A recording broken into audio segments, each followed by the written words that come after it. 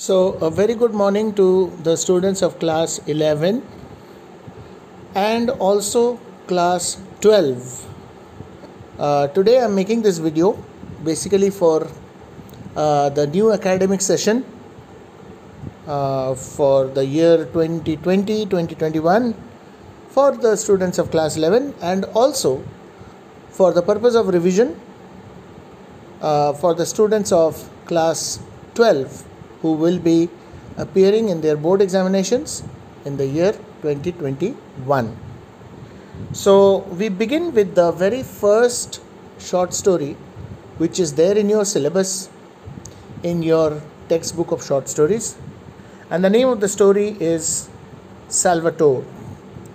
So on your screen you can see the name of the story and the name of the author. His full name was William Somerset Maugham.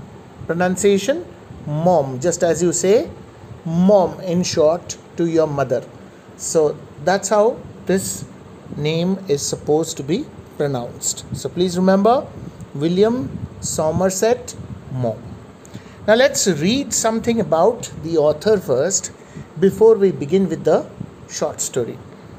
And here on your screen I want to show you a scene from the story. You can see the chief protagonist Salvatore jumping into the water of the sea. This is Salvatore on your screen, on the left hand side of your screen, and he is jumping into the water, and you can see the hills in the background, and the story is based in Italy. So now let's read a little bit about the author first before we begin with this short story. So here on your screen you can see first of all something about William Somerset Maugham. He was born on 25th of January 1874 and he died on 16th December 1965.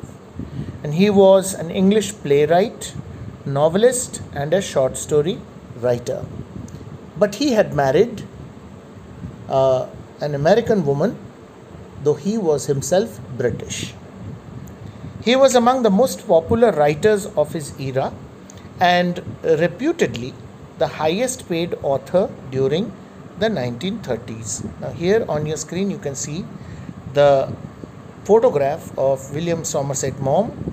This photograph of Maugham was taken in the year 1934 when he was at the peak of his literary career.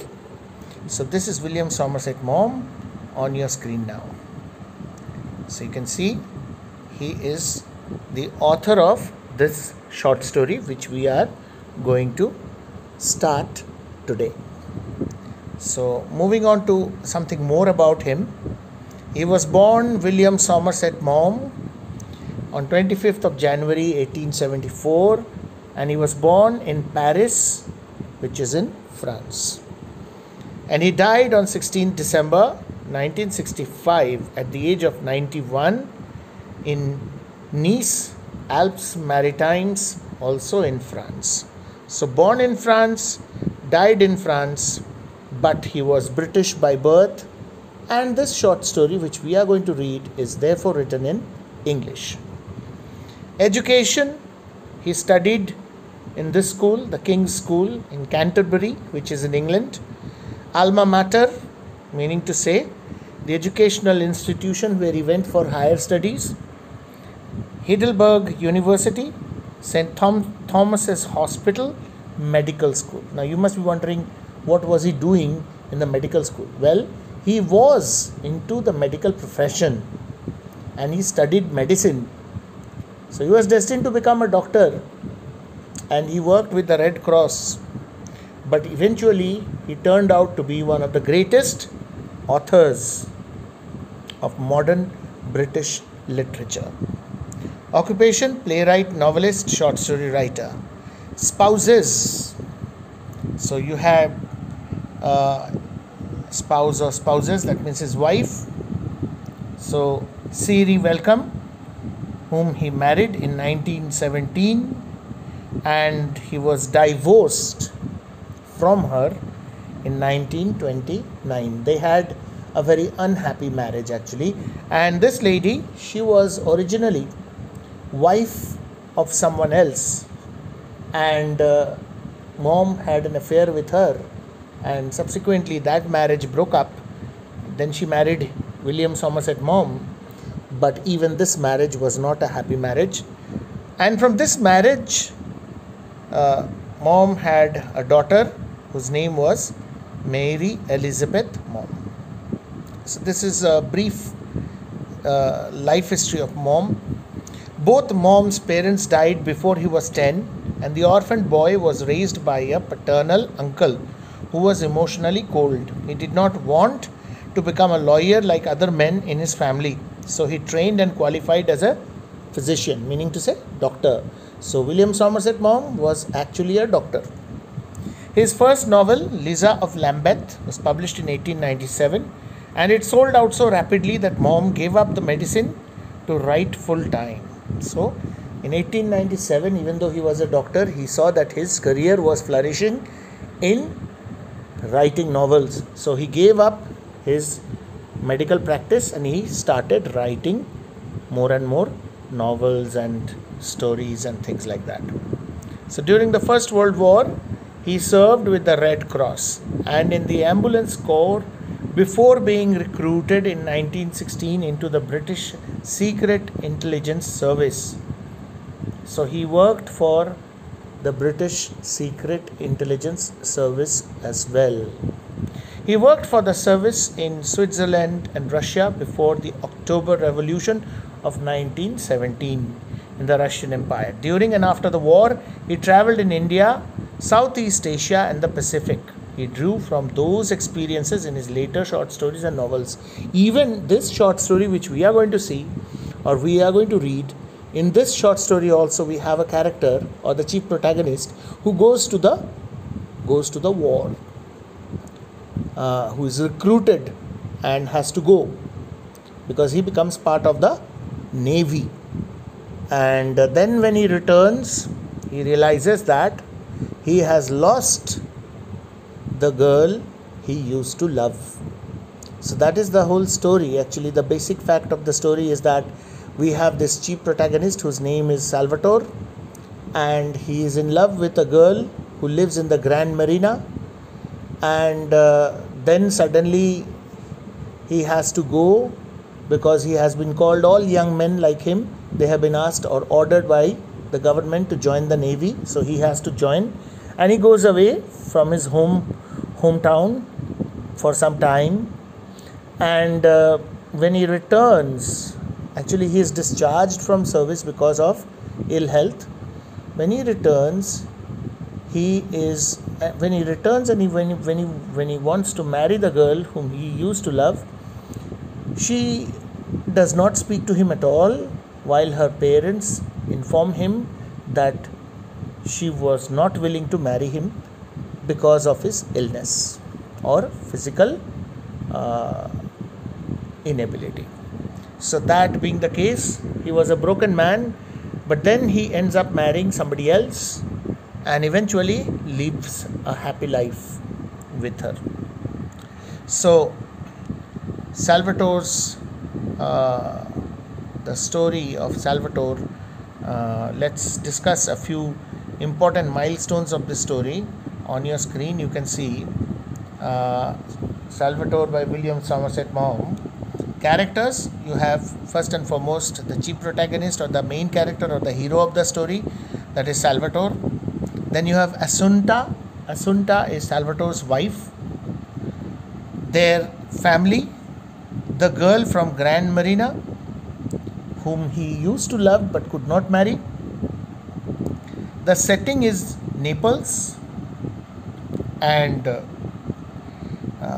you have for theme, basically you have the theme of goodness.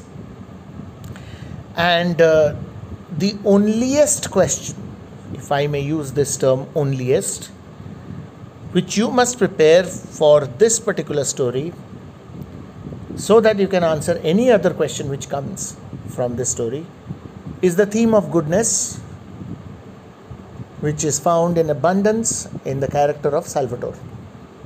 So the questions are given in your workbook. Let's do the story first, and then I will discuss the questions which are important for you and which you must complete. So then let's move on to the literary devices. Authorial intrusion. I wonder if I can do it. This is the line with which the story begins, because the author himself is doubtful whether he will be able to do justice and whether he will be able to describe the story of Salvatore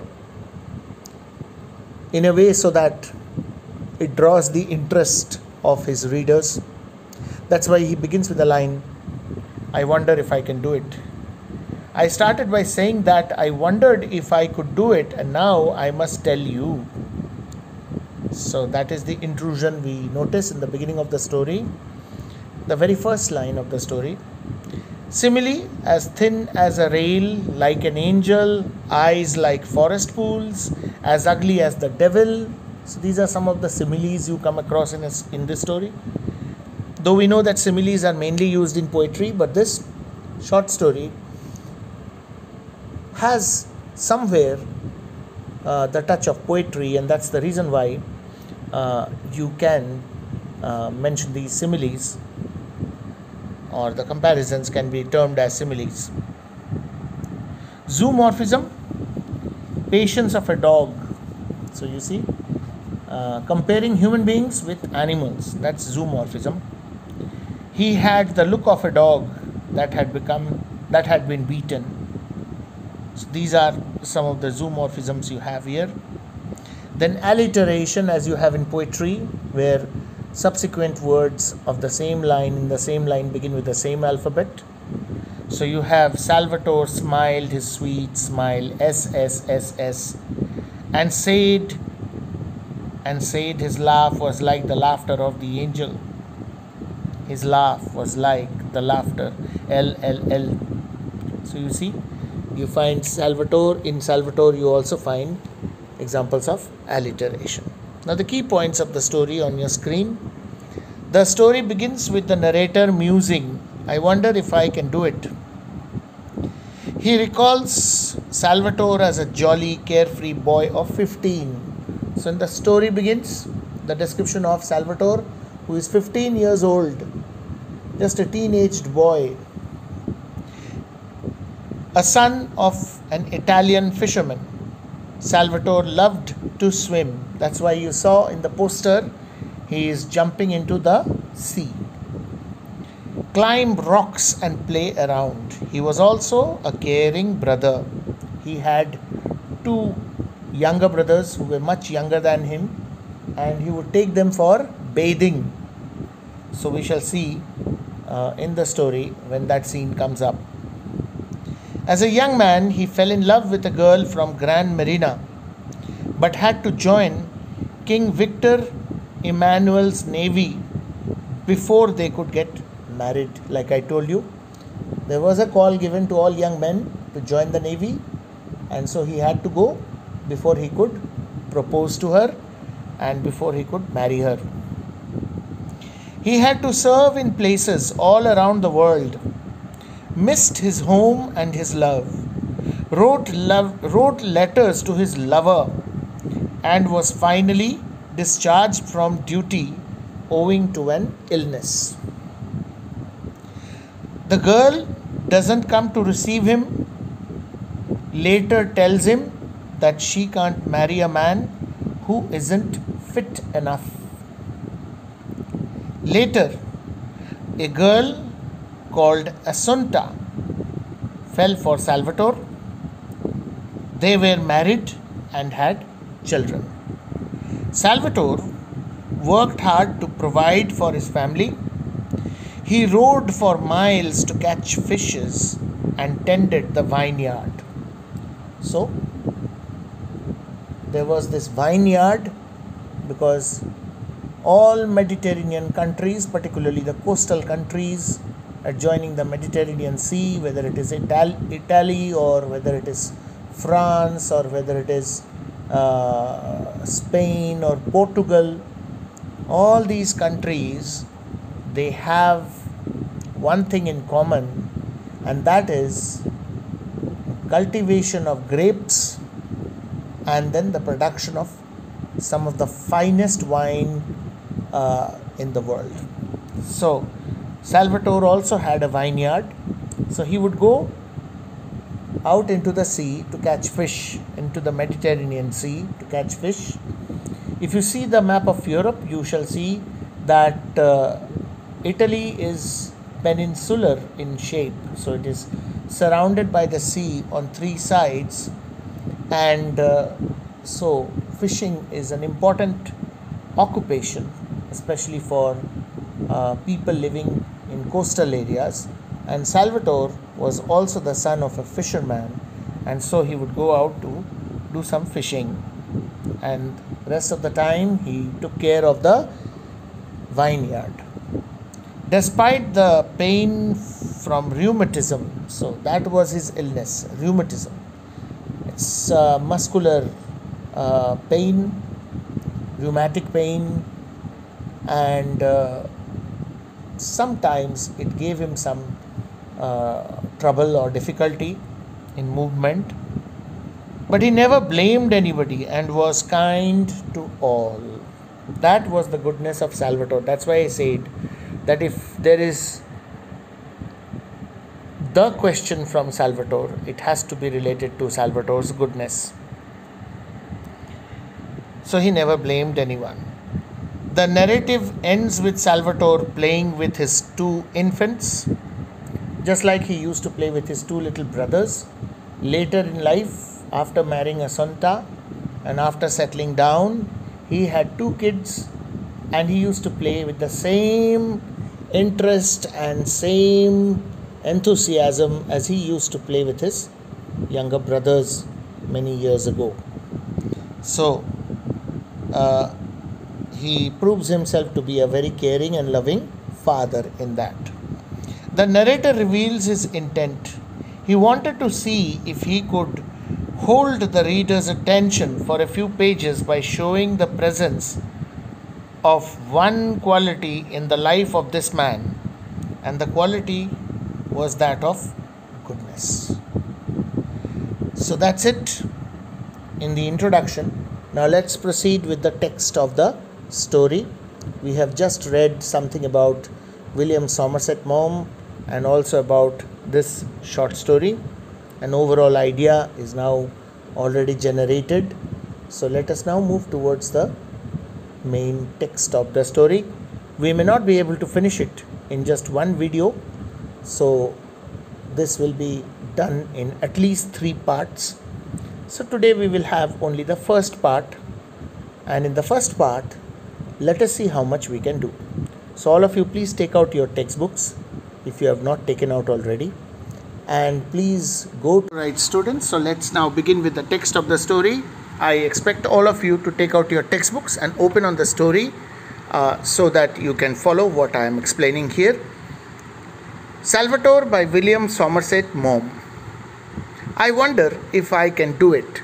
I have already explained this first line to you in the introduction. So the author is wondering if he can really do it.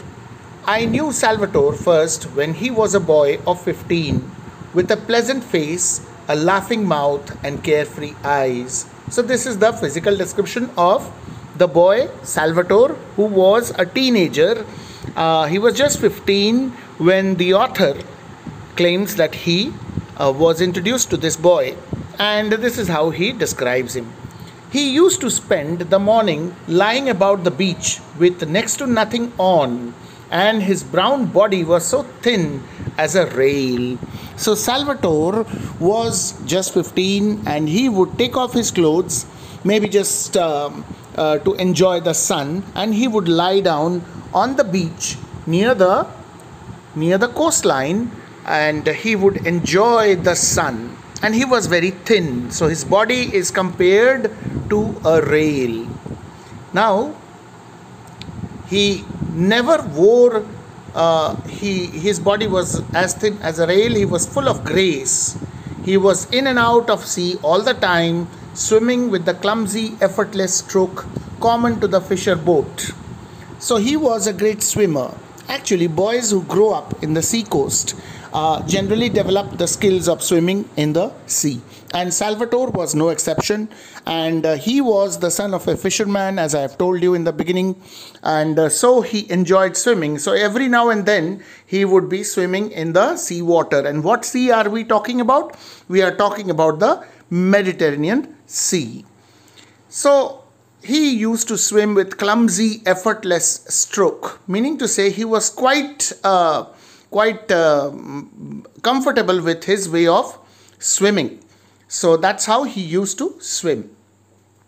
And it was common to the fisher boat. So he used to swim with the same kind of ease as a fisherman's boat would sail through the water, scrambling up the jagged rocks on his hard feet, for except on Sundays, he never wore shoes. So Salvatore was basically a rustic boy, 15-year-old teenager, growing up in an environment which was essentially rustic.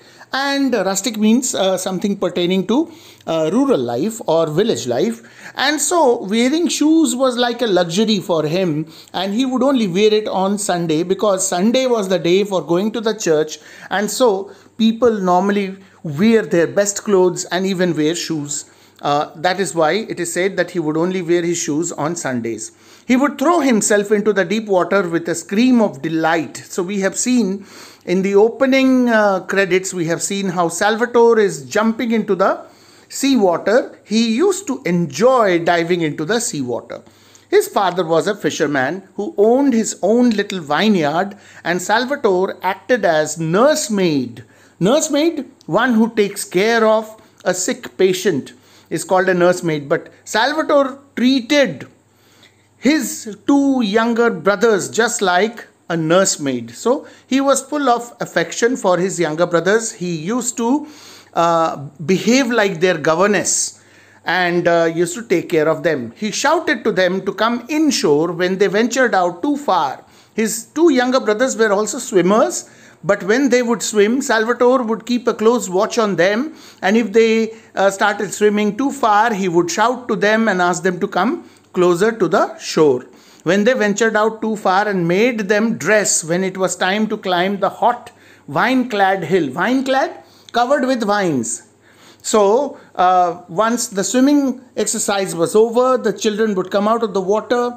They would normally swim naked, small kids, so they would not wet their clothes. They would just leave their clothes on the shore and dive into the water and enjoy swimming. And then as they would come out, we are dealing with a place called Naples in Italy, and naturally it has a Mediterranean type of climate, and naturally therefore swimming exercise is very refreshing. And once they came out of the water, Salvatore would dress them up, and then they would go for the frugal midday meal. So frugal means ordinary or very simple. But boys in those southern parts grow apace, and in a little while he was madly in love with a pretty girl who lived on the Grand Marina.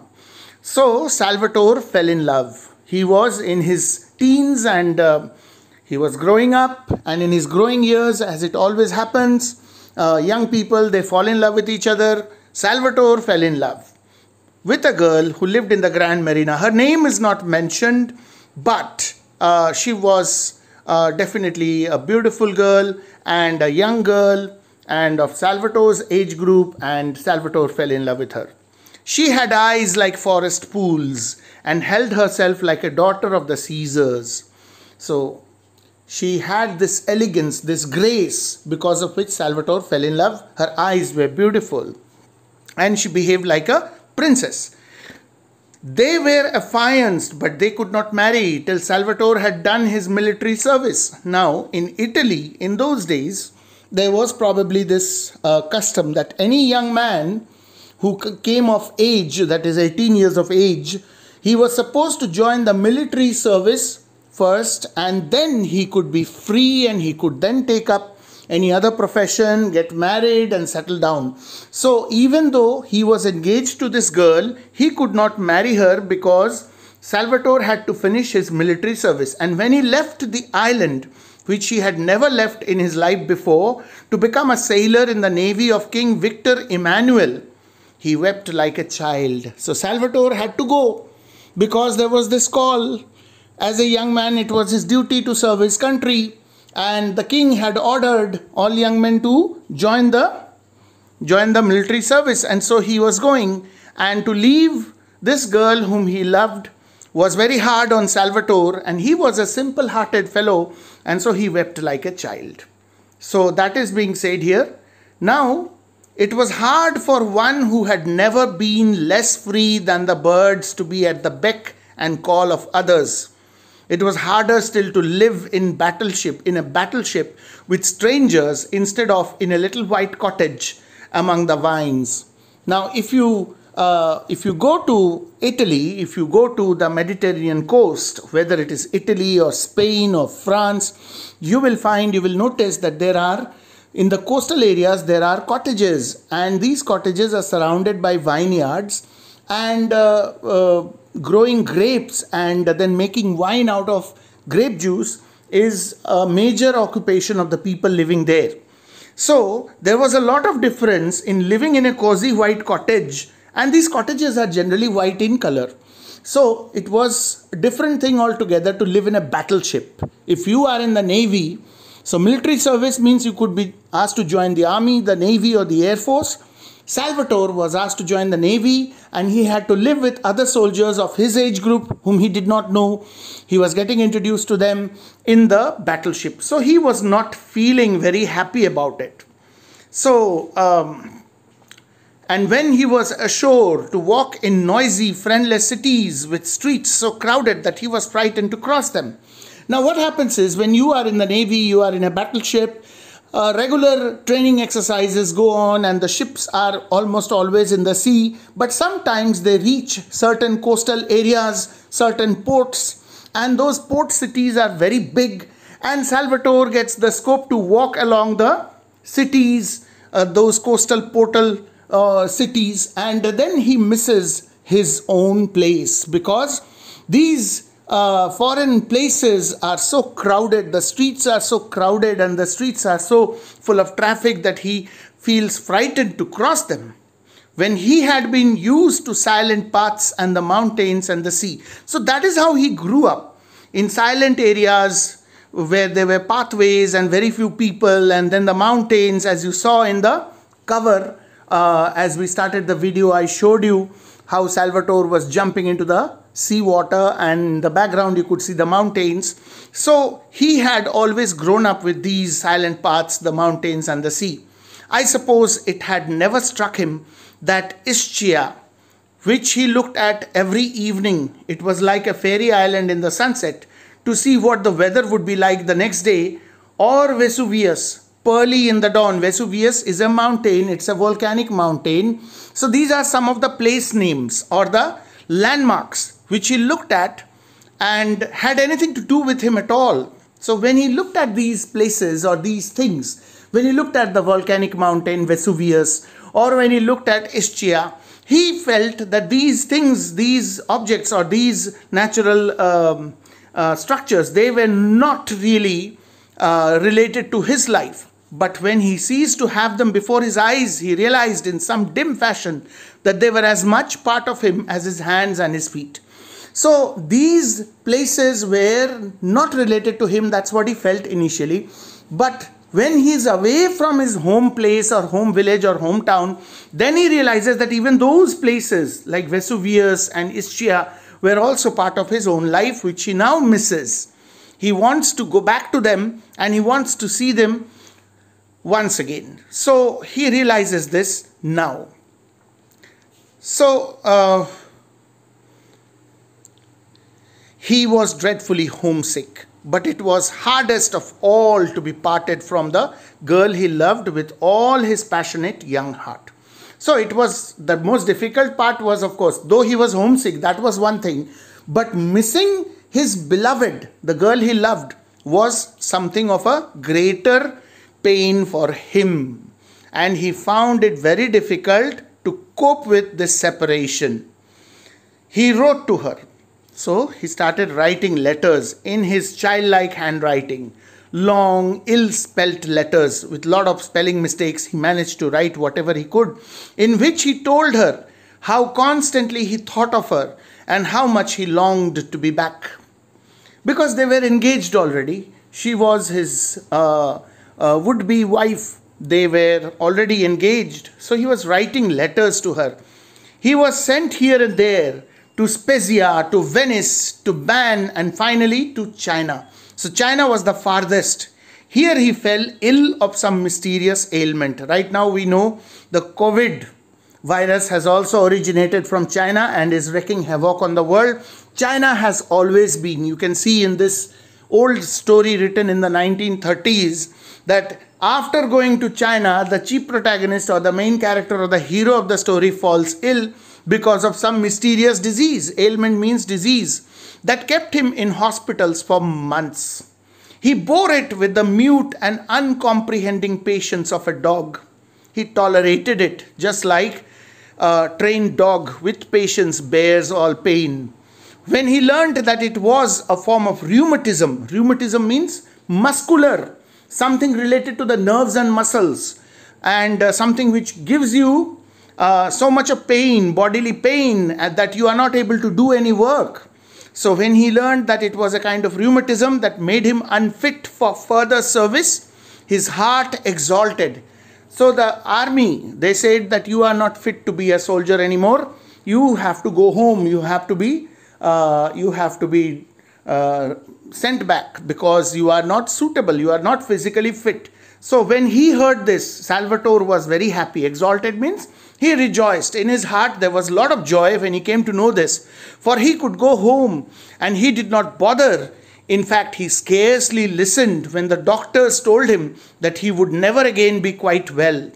So that is what the doctors told him, that you have this disease, you will recover, but you will not be 100% well for the rest of your life. You will have these time to time effects of this bodily pain which will recur and cause you trouble. He did not even listen properly when the doctors were saying all this because he was very happy inside his heart. What did he care when he was going back to the little island he loved so well and the girl who was waiting for him?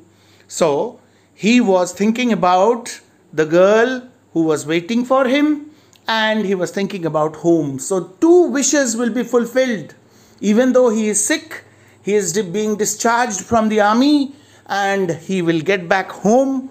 So his homesickness will go away and he will also be able to reunite with the girl whom he loves. So we will stop here for the day. In the next video, we'll try to complete the text. So please mark up to this much. The girl who was waiting for him. So we'll stop here. I hope I have been able to explain. The story is quite simple. The language is very lucid. So there is hardly anything to be explained much.